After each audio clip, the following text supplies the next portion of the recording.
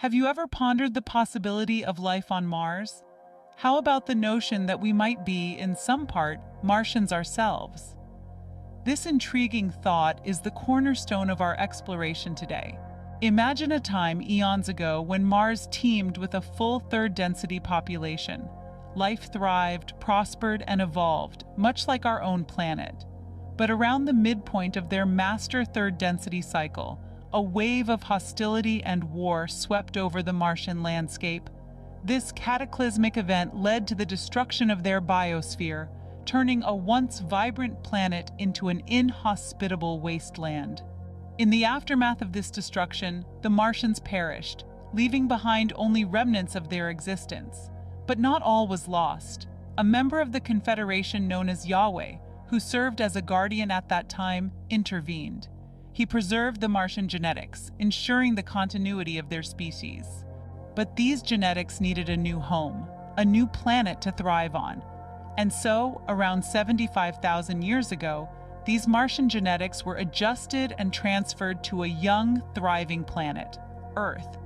This event coincided more or less with the natural start of Earth's own third-density cycle, marking a significant milestone in our planet's history. However, this act of preservation and transfer was not without its criticisms. Other groups of guardians viewed this action as an infringement upon the free will of the Martian population, who were now within Earth's third-density cycle. This led to an intensification of the quarantine that was planned for Earth. The quarantine, it seems, was always going to be a part of our planet's journey. Its purpose was to protect our free will, a cornerstone of the Guardian's role. However, the intervention of Yahweh and the subsequent upheaval of the free will balance led to its intensification. To summarize, our exploration today delved into the possibility of life on Mars and its subsequent destruction. We discussed the preservation of Martian genetics by a guardian named Yahweh and their transfer to Earth. This action, while seemingly preserving life, led to a debate on free will and resulted in an intensified quarantine on our planet. This exploration raises profound questions about our origins and the cosmic balance of free will. It is a tale of preservation, transfer, and the complex implications of meddling with life's natural progression. But it also serves as a reminder that life, in all its forms, is interconnected, spanning across time, space, and perhaps even planets.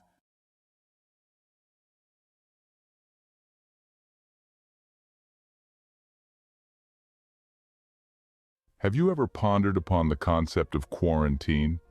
Not just as a means to prevent the spread of diseases, but as a universal principle?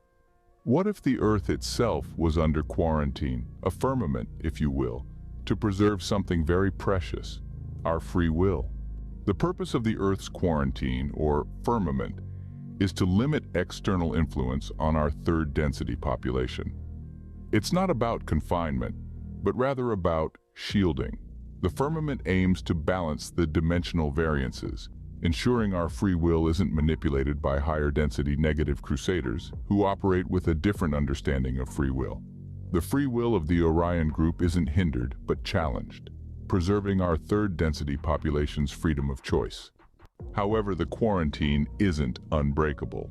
If a positively oriented social memory complex or being perceives an opportunity for appropriate aid, they can petition the Council of Saturn for permission to break the quarantine. Though direct intervention hasn't been approved in a long time, the quarantine can be lifted for general advertisements, allowing Earth's inhabitants to become aware of infinity, often expressed as the mysterious or unknown. Guarding the firmament is a network of guardians, enforcing the quarantine to counterbalance negative infringement. Though random-seeming openings in the window phenomenon allow some negative entities to slip through, those who encounter the guardians are bathed in love light. Under the power of the law of one, they willingly obey the quarantine, akin to stopping before a solid brick wall. The window phenomenon is not a flaw, but an intentional part of the design. It's a function of intelligent energy, allowing a balanced influx of positive and negative influence, reflecting the callings and desires of humanity. It ensures that Earth's playing field isn't skewed by a disproportionate amount of outside influence, thereby protecting our free will. In essence, the Earth's quarantine, or firmament, serves as a shield, preserving our free will from manipulation and interference. It's a balance between confinement and freedom, between influence and choice. The guardians of the firmament, the Council of Saturn, and the window phenomenon all play integral roles in maintaining this equilibrium. Reflect on this unique concept of Earth's quarantine, or firmament. It's not just about isolation or restriction, but about preservation and balance. It's about ensuring that our free will, the cornerstone of our existence, remains untouched and unmanipulated. The firmament is our shield, our guardian, and our safeguard, protecting us from external influences and preserving our freedom of choice.